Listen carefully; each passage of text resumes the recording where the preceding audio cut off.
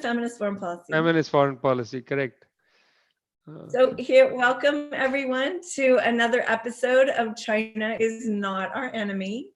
And I'm really excited to have this conversation today with Vijay Prashad.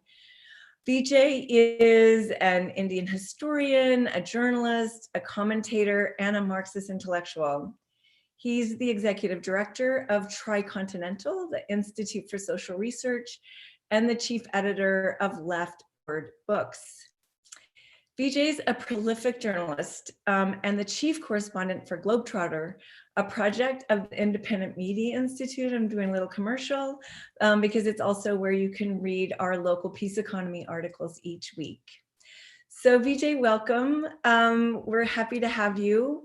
We've been having these conversations about China is not our enemy because both parties and the media, the stenographers for the ruling class, are continuing to drive this hate and these lies, and we're concerned. But I would like to start with you of like, what are your concerns? Because we're finding that just people don't understand there's consequences to this. Firstly, I just want to say, Jodie, that it's a great honor and privilege for me to be on anything that you are hosting, but much more than that, for this amazing platform that you've created with media, which is CODEPINK. I remember the very most difficult days of the Iraq war. I mean, I just want to take people back because I think it's important for us to go back. The United States has a sort of amnesia about its war making. There was a war against Iraq, a catastrophic war. I was a little upset, I should tell you honestly, to watch Colin Powell at the Democratic Convention. Colin Powell sold, along with George W. Bush, that criminal war on Iraq. And, the United States culturally has moved away from that war. By culturally, I mean, people don't think about it much anymore. It's not in the everyday culture. The detritus of that war, the pain, the suffering of that war is every day, experienced by the people of Iraq. It's experienced by the people of West Asia. And I must say, it's experienced also by the US soldiers who came back broken from that experience. All of them have suffered greatly from the decisions made by American leaders for a war of no meaning, essentially. And I don't mind saying it. Somebody will criticize me and say, well, it's about oil, it's about this, it's about that. That's all very well. But it is a war of no meaning. It was a meaningless war, and it destroyed a country. This country has the capacity. It has the military capacity to just destroy a country. It has the media capacity to make everybody believe it's essential. And that is why I'm starting, Jodie, by saying that CODEPINK was so important, because from before that war began, when you all began to offer your pink slips to the Bush administration, you were saying this is going to be a catastrophic war. You didn't need the war to know that it would be catastrophic. Liberal intellectuals before the war were saying, no, it's a necessary war.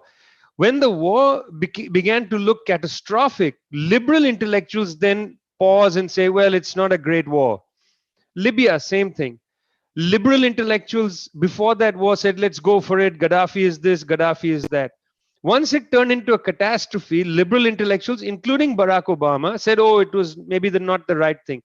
But you were saying it was the wrong thing before the war. Now, this is an important gesture that when we are now meeting to talk about China, you see, Jodie, we're talking about China before a certain kind of war. I'm going to pivot and talk about the war they already started. But before a certain kind of war, we know it's going to be catastrophic. We don't need the war to teach us anything.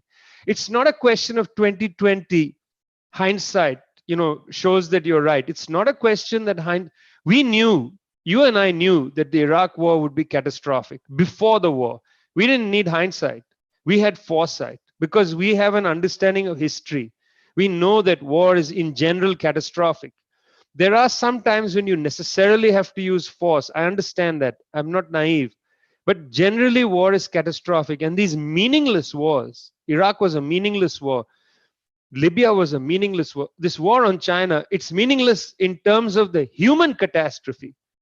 But in terms of the rich and powerful, these wars have great meaning. And I think that's the distinction when you say, what are you concerned about? I think that the rich and powerful know why they are conducting already what I call a hybrid war on China. They're already conducting this war, and the rich and the powerful are for it. They want to put China in its place. But for the vast bulk of the people, of the Chinese people, of the people in Asia, of the people in the United States of America, this is a meaningless war. I mean, this war is going to make money for Google, for Alphabet, for Apple, for these companies that don't want Chinese high tech to outflank them, to beat them, in the next generation of tech. That's what this conflict is about. They will make a lot of money. But the average US national is not going to make a lot of money of this war and not going to benefit from it. Their standard of living is going to decline. This war will be catastrophic.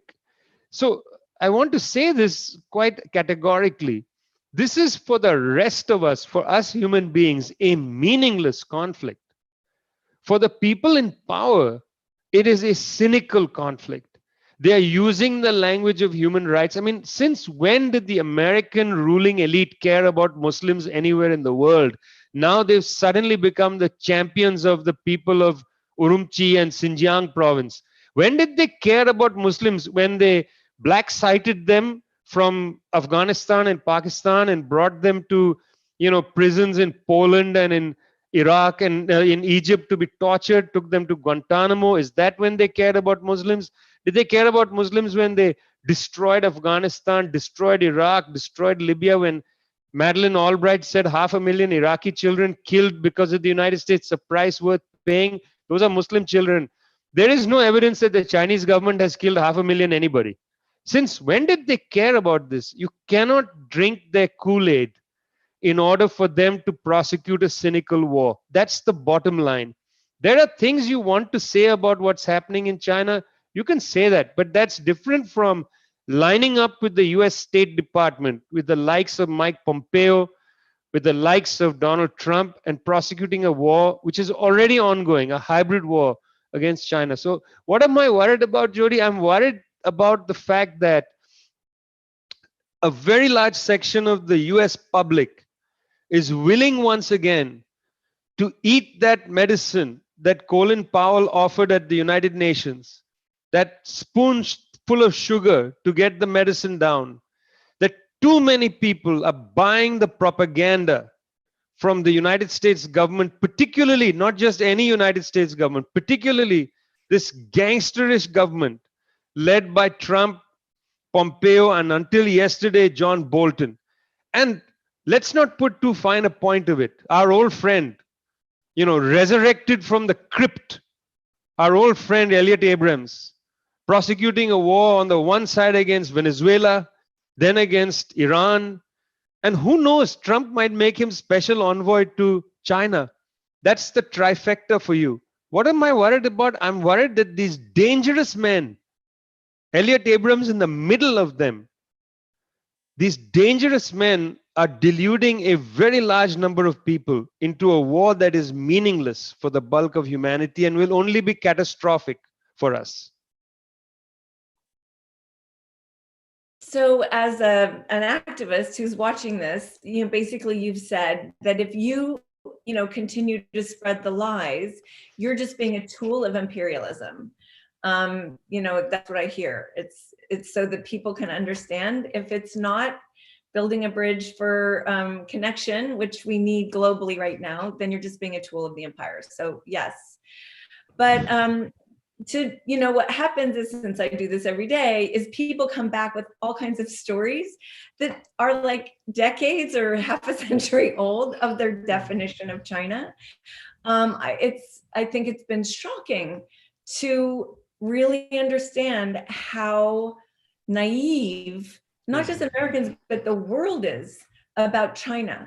So you and your team at Tricontinental right away saw the spread of lies around the coronavirus, and you did your newsletter on China and the Corona shock. And our last episode, Tings talked about the photographer or the artist that you included in the report, Li Zhong. So we've seen the art. Now we want to have your help with what you were laying out as the lies about China and COVID continue. You see, it's very interesting, Jodie. Firstly, it's called the novel coronavirus. That means it's a new kind of coronavirus. There are many different kinds of coronaviruses. This one is a new one.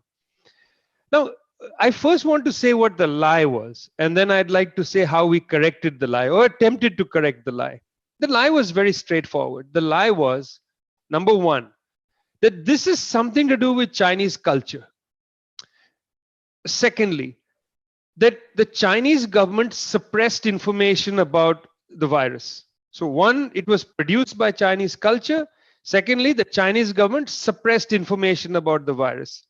And by the time the Chinese government could no longer lie about it, the virus spread out of control. These are the three lies. And so we looked carefully at each of them. But mainly we focused on lie 2 and lie 3. So let's talk about lie number 1.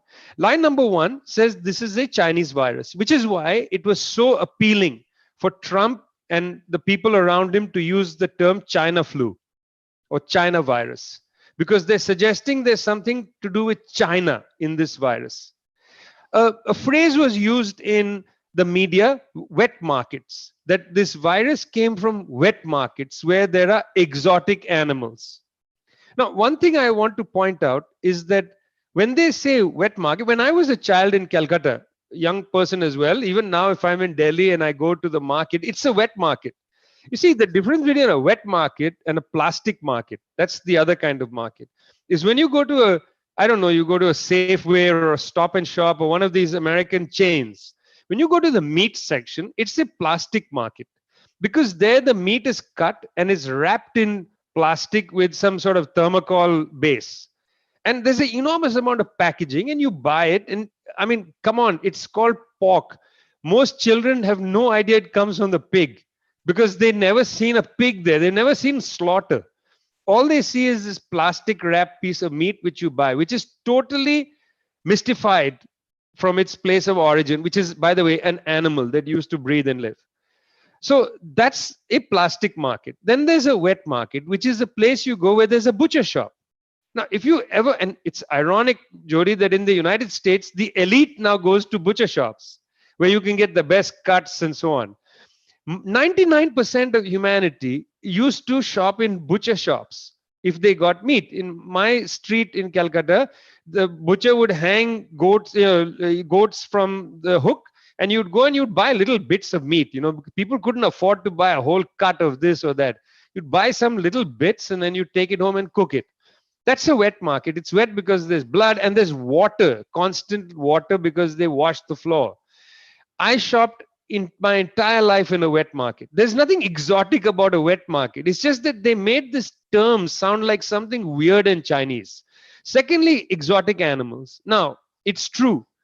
The Chinese in some of these markets buy things that people don't buy in the United States all over the United States. Now, in Louisiana, for instance, people buy alligator and all kinds of other animals. They buy possum and they buy snakes and all kinds of things to eat. So if I was to start selling alligator meat in California, in Los Angeles, the top elite would go and start serving alligator in their homes. You know, like they remember there was a time the American elite said, no, we won't eat beef, we'll eat bison. And, you know, you up the chain of exotic for your table. This is a thing that the elite does in the West. You know, they'll start eating. In China, there are some things that are not like cow, pork, and so on that get sold in markets. In market in India, where I used to shop in Calcutta, we would be able to buy horseshoe crabs. Now, who eats a horseshoe crab? You know, but you make soup and whatever it is. There are always some fringe animals, but they made it seem as if China specially eats exotic animals, and that's what made the jump from animal to human. That was once a very racist idea, because after all animal eating is exotic. I mean, I'm not even sure we should eat animals, frankly. All animal eating is exotic. What makes eating a horse more exotic than eating a pig? What's the, it's just that one has become part of the factory process of creating food.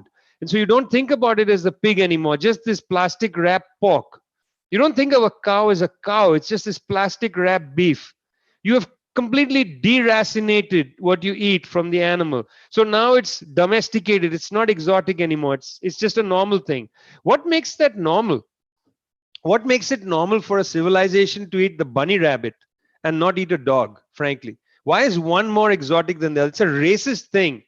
I mean, I'm in horror when people eat a bunny rabbit. It's a bunny rabbit. For God's sake, it's Peter Rabbit and his sisters, and I'm horrified, but people are quite happy in Britain to have a rabbit stew. Now, why is we not horrified about that?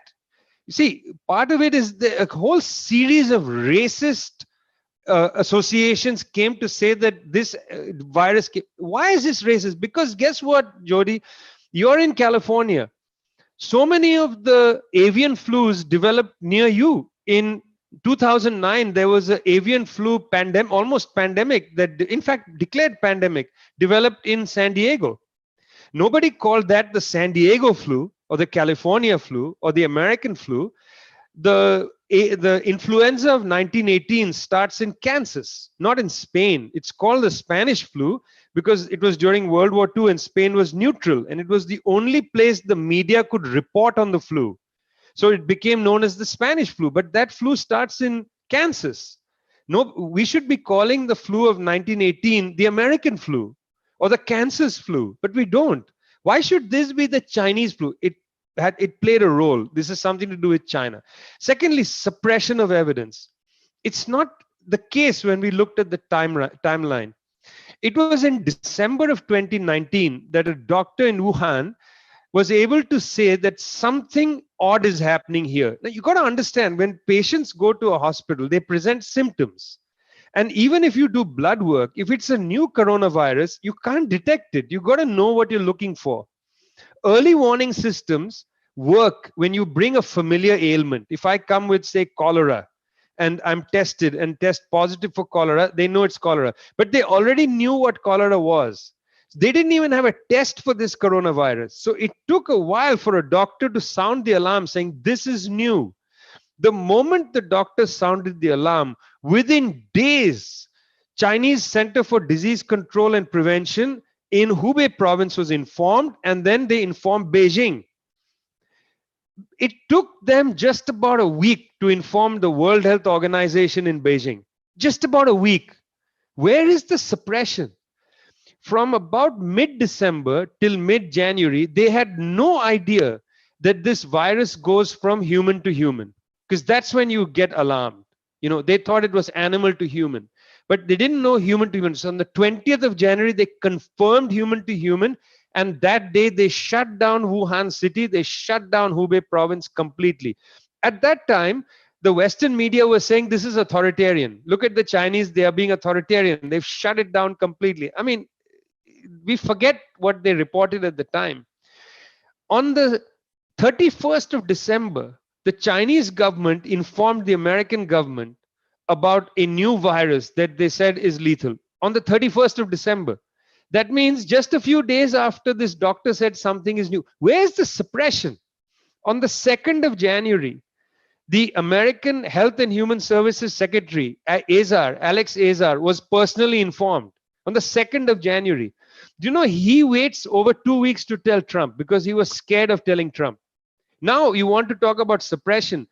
Let's look, and this the Wall Street Journal did, let's look at the suppression by Alex Azar, who's still the Health and Human Services Secretary. Let's look at suppression by Alex Azar. Why didn't he tell Trump? Trump didn't take this virus seriously till late March. That's January, February, March. The Chinese shut down Wuhan on 20th of January. They completely tried to shut the country down. It's because of the early warning that came from the Center for Disease Control in China and from the World Health Organization, which declared an emergency on the 30th of January. On the 11th of March, they declared the pandemic, but 30th of January, they declared a world emergency. It's because of them that in Vietnam, in Laos, there have been so few casualties. Because those governments listened and took it seriously. They're socialist governments. Meanwhile, Boris Johnson, Jair Bolsonaro, Donald Trump, Narendra Modi, these buffoonish politicians offered not science to their people, but hallucination. I mean, the core difference between the socialist governed countries and the capitalist governed countries is the socialist governed countries, Vietnam, Laos, Cuba, the Indian state of Kerala, Venezuela, these governments took a science approach. So did the East Asian countries, South Korea, Japan. So did the government of New Zealand. But fortunately, it was relatively isolated. Remember, Laos and Vietnam share a long land border with China. Laos, 7 million people, not one casualty. Vietnam, land border with China, lots of traffic back and forth, a handful of casualties from COVID-19. Nothing like what happened in Europe, the United States, India, Brazil, devastated by this virus because their leadership hallucinated. They said, oh, it's a China virus. So that's the second thing. We proved there was no suppression at all. And we demonstrated, because there's no suppression, we demonstrated how China dealt with the virus. That they closed places down, they tested everybody. Forget China for a minute. Cuba, 29,000 medical students. 29,000 medical students left their dormitories. I mean, Jodie, this is an amazing story. 29,000 medical students left their dormitories in Cuba and went and tested every one of the 11 million Cuban citizens. In the United States, I would like to ask the citizens of the United States, the residents of the United States, who has come to your house? Who has rung your doorbell? Who has asked you, hey, how are you feeling? Who has said, do you need any help? Who has said, can we test you? And I will bet you the answer to how are you feeling, do you need any help, and can we test you, the answer is no. Nobody has come to my door. Not one person. Maybe a neighbor feeling that they need to check on me. How are you doing? Maybe a neighbor came and said, I'm going to the store. Do you need anything? A neighbor can't test you. Neighbors don't have the kit sitting in their bathroom cabinet. In Cuba, a wretchedly poor country under a blockade by the United States government for the last 6 decades, under an attack, hybrid war attack by the US government for 6 decades. In Cuba, medical students, out of a sense of socialist solidarity, went door to door and tested everybody. Now, I would like Tucker Carlson, and I would like that old rogue Bill O'Reilly. I would like them to come after me again and say, you communists spreading lies. Really, Tucker? Really? Seriously? It's a factual statement. But why do you think people have trouble with these facts? I mean, you've even, after you did your report, the New York Times had to kind of backtrack on stuff. But then another article on the New York Times pretends like they never read the article and yet again spreads the same lies. So here we are in it does feel very much like a rock, Brett. Thanks for bringing that up. We feel like we're like, oh, here we go again. More lies, more hate. And the media obviously has been given another task, drive hate and anger towards China. Because, oh dear, we could lose our hegemonic imperialist standing in the world. But so that's happening. And I'm always looking at, we call it the war economy and the peace economy here at CODEPINK, the extractive, destructive, oppressive economy, or the giving, sharing, caring, thriving, resilient, relational economy. And for us looking, here you have those so starkly defined. And I wonder, like, when you were looking at COVID, and you've kind of mentioned it about Cuba, but about China, what does it look like if you're a caring government? kind of what does that look like? You talked a little bit about it in your piece.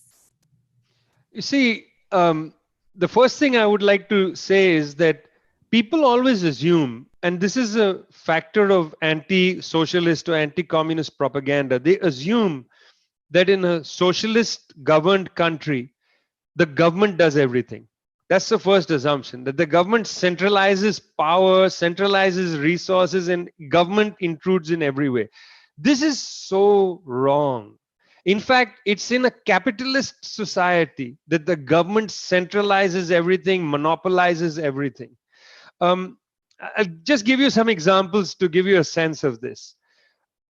If you walk down a street in China, you will see in a neighborhood, in a residential area, you will see posters and signs all over the place from the neighborhood committee. Now, it is one of the most organized societies I've been into. The moment the COVID thing clicked, you had neighborhood committees start to watch who's coming in and out, doing temperature checking at the gate. The neighborhood committee took charge of that. Neighborhood committee made an audit. Who are the elderly in this complex? They will need to get their medicines. They organized younger people to go get the medicines and deliver them. Neighborhood committees monitored the entryway for delivery drivers who came to deliver food and so on. A lot of delivery was happening, groceries, food, and so on. But they would do temperature checks with that forehead gun and so on and ask questions. It was neighborhood committees that did that.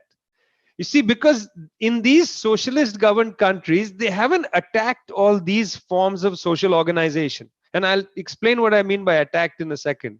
So they had society, not the state, doing a lot of this stuff. The Communist Party, for instance, which is enormously large in China, took a direct role in some of this.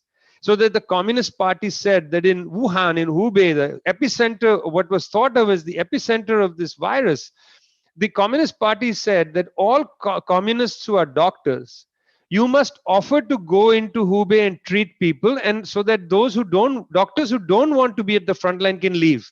And that's exactly what happened. There was a lot of substituting of doctors because the people who joined the Communist Party have a certain, sense of moral obligation to serve the people.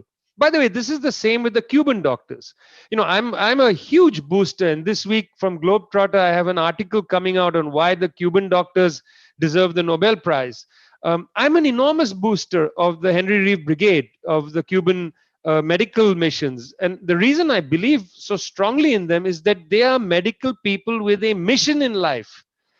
They have a vocation to help anybody and to heal people they don't know. That's one of the great things about the medical practice, frankly. Medical and teachers, educators.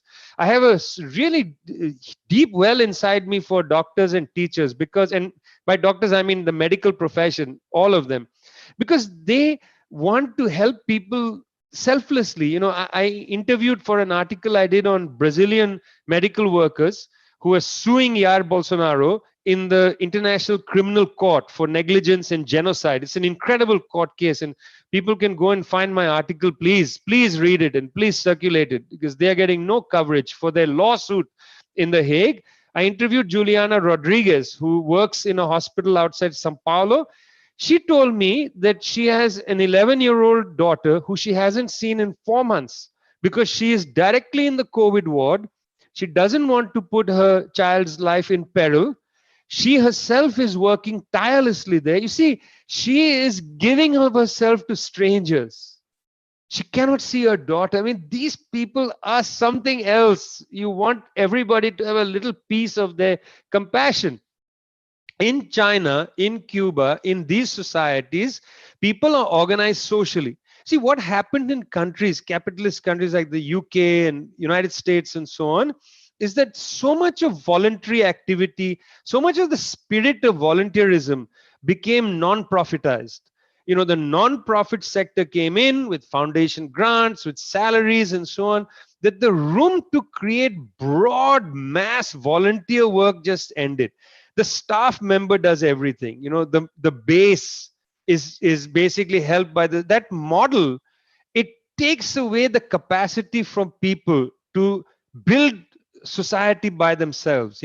So ironically, Jodie, that this free market capitalist world is much less socially minded, much less community driven action, much less public action.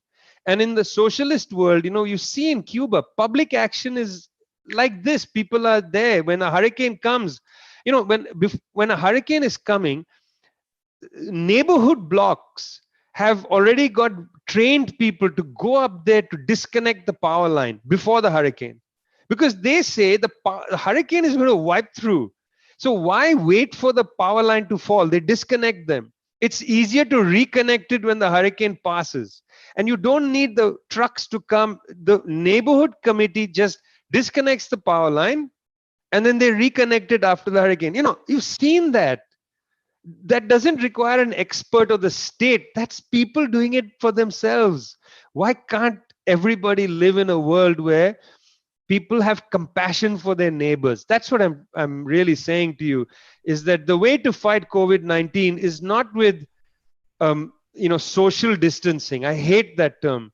It's with physical distancing and social solidarity.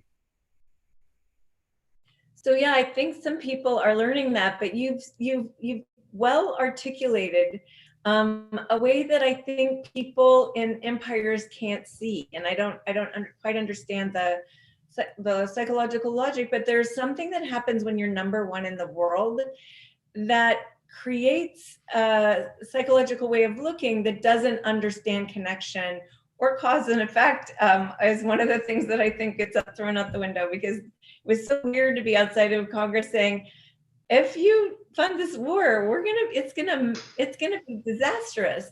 And also when you say,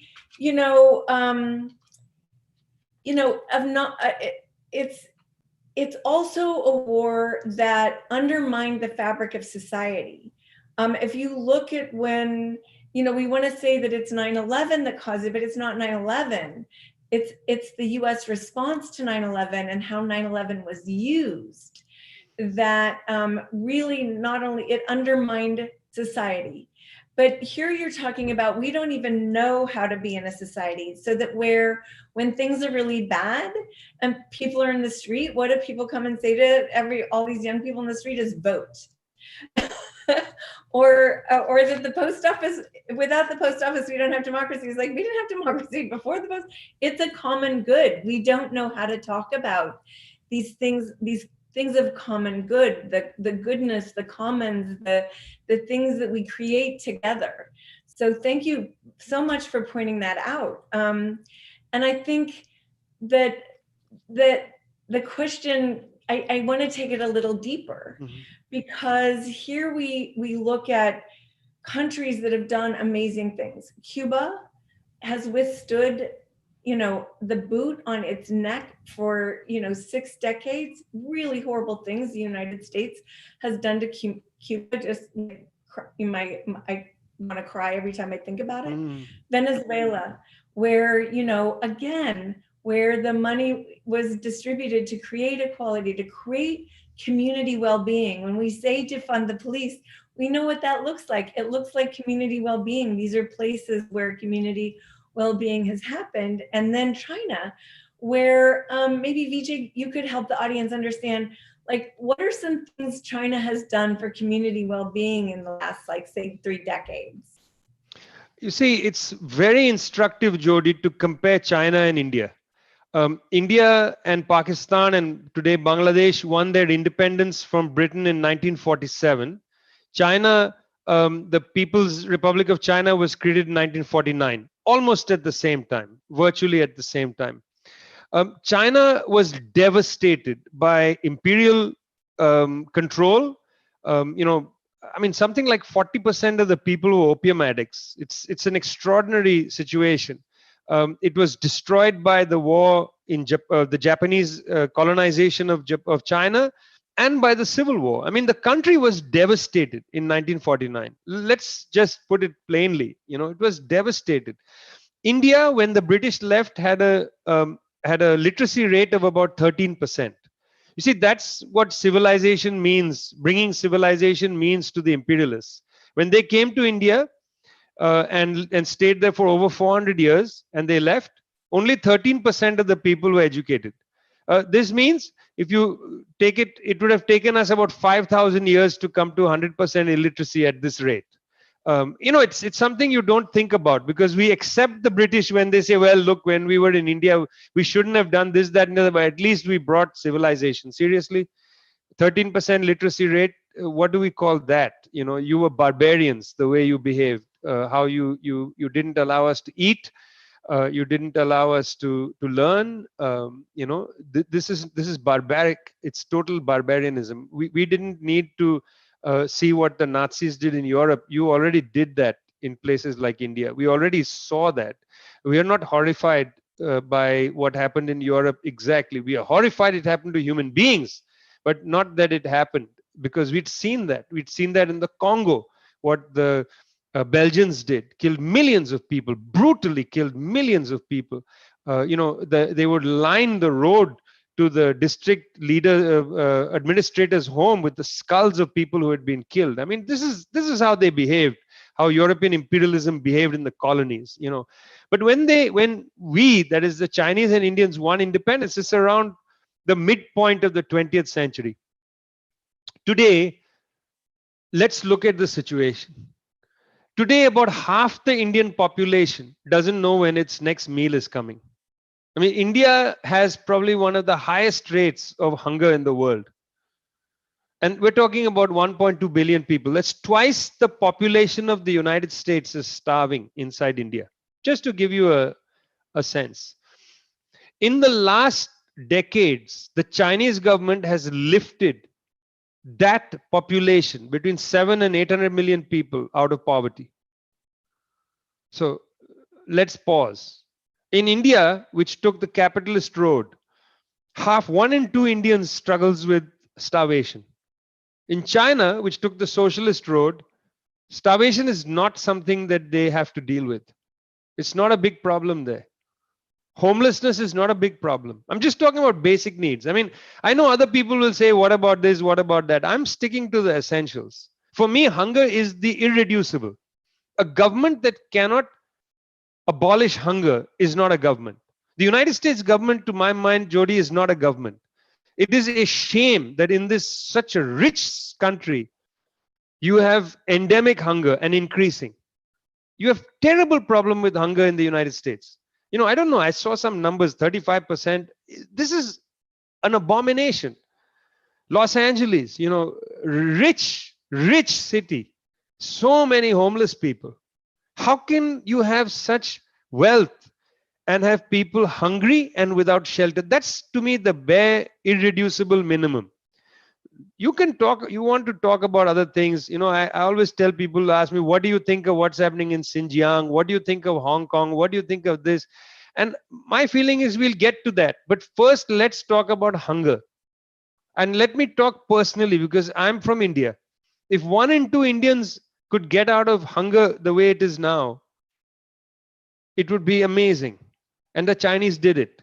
And so when we look at India and China, that's the only thing I want to focus on, frankly. I'm not evading the other things, but I want to focus on that because they were able to eradicate hunger. That is amazing by every indicator. In other words, the United Nations, all of the UN agencies have accepted the numbers of those lifted up from poverty in the last 3 decades. None of them challenge the numbers. Nobody says it's cooked. And when you visit China, and I don't just mean Shanghai, Beijing, and so on, when you go inside the interior, you see the quality of basic life has increased. This is not the same in India, and you don't have to go outside the city to see poverty in India. You can remain in Delhi, the capital city. Forget remain in Delhi. You can remain within 10-minute walk of the Prime Minister's house and you will see wretched poverty. You will see children begging on the street. I've never seen this in China, and it's not because the Chinese government keeps the poor outside the city in some concentration camp. Nonsense. It just doesn't exist anymore because they've tackled it. So to me, Jodie, that's the essence of the question of what have the Chinese got, what have they done? If you look from the eyes of a hungry child in India, China is a miracle. If you want to compare China to the United States, that's a whole other different thing. You got to compare like to like. Compare India to China. It's a stunning, stunning variation in path. So thank you for laying that out. So then as people are out there taking what they learned from China's not our enemy, you can feel that in this country, there's still, you can't say socialism. I mean, even though you know what I was trying to describe, you're an imperialist, yet you're talking like you live committed to a world of equality and justice. I mean, those words go around all the time, while everyone sucks at the tit of injustice, violence, and you know, and the unspeakable. So, you know, just to close, if you could help the audience on how do you bridge this conversation? And you've given us already, I have to say, lots of bridges. So I'm grateful for that. But how to break down these really kind of insane walls that divide us? What do you think the fear is, I guess? Because we know what the fear of the ruling elite is. It's of losing their power, which is going to happen anyway. They've already lost it. They've already, you know, failed. Capitalism has failed. This imperialist, you know, US imperialism has failed and failed and failed. So how do we as peace activists and those who, you know, want to not be at war with China, which we already are in your hybrid way, how do we bridge this? You know, what are some tools that could serve us? It's a great question. I mean, the first thing I would ask people in the United States is see who's telling you that China is a threat. You will find, if you go looking for that, you will find that the people who are saying China is a threat are people in the American government, not the Chinese. The Chinese are not threatening the United States. I have never found any statement, like by Xi Jinping, for instance, or anybody else in the Chinese government threatening the United States. I've never found anything like that. But I've heard American government officials saying that China is threatening America. So it's only the US government that's suggesting that China is a threat to the United States. I've never seen the Chinese threaten the United States. In fact, the Chinese government has said they want multipolarity. They don't want to live in a unipolar world. Secondly, they want mutual benefit. And thirdly, they believe that you can do trade where everybody has mutual benefit. So mutual benefit, not just politically, but also commercially. This is how they talk. They are not saying we are going to bring you down, you great Satan, or anything like that. You know, for that, you had to go back to the 1970s in Iran, the real rhetoric in Iran. You don't hear that from the Chinese government. Nobody is saying we're going to bring you down. Nothing. They are saying multipolarity. Let's have many different centers of power, not just Washington, D.C. This sounds reasonable to most people in the planet, Jodie. So somebody in the United States, calm down, friends. The Chinese are not, this is not the Manchurian Candidate. The Chinese are not coming to take your houses away or to take your socks or to take your DVD player or your Sony Walkman. They don't need your obsolete technology. They have another generation of technology. They're not coming to take things from the United States. I mean, that's the first thing. Relax. The Chinese are not on the war path. They are not sending warships off the coast of California. It's the USS Ronald Reagan that's off the coast of China. It's not the Chinese warships, and I don't even know the names of them, Jodie, because they don't really exist. China has a handful of warships. I don't know what they're called. I don't know. Chou Enlai, I don't know what they're called. But they are certainly not floating about off the shores of San Francisco or Los Angeles or New York City. No. But in China, you can see American warships go by. Just as in Iran, you can see American warships go by. It's US that is imposing these wars on these countries. If I was to say to somebody in the United States, say, relax, friends. Tell your military to come back home. You don't need the US military to be patrolling the world in 800 bases. Why are you wasting your money on all this stuff? You know what you should be doing? Build your bridges. Build a world so people are not hungry. build a way for people in California to have housing, where obscene rents and so on, lack of public housing for the poor. Use your money to take over the warehouses in central Los Angeles and create nice hotels for the homeless, like the International Hotel that used to be there in Northern California, where basically people, indigent, could go and check in essentially. Do those things with your resources, or bring the USS Ronald Reagan, tether it to Santa Monica Pier, how ugly that will look, and make it a hotel for the homeless. Why not have the homeless live on your aircraft carriers? And it's lovely. On top of the landing strip, you can put beds and put a little thing, and you could have extra beds. People can sleep in the open air. Remember, Ronald Reagan once said that there's no homelessness problem in America. He said people in America like to camp out. Well, let them camp out on top of the USS Ronald Reagan. It would be perfect. Perfect. Oh, Vijay, that's such a perfect way to finish. Thank you so much. Yes, creativity. One of the things we know that the war economy takes away from us is our creativity. And as you've said, it's like we're just missing being citizens of the world. And if we could do that in the generous way in which you offer it, the world would be a better place. Thank you for all the ways you spread love and peace. Okay, take care of yourselves. Bye, Vijay. Thank you so Bye. much. Bye. China is not our enemy. China is not our enemy. I agree. China is not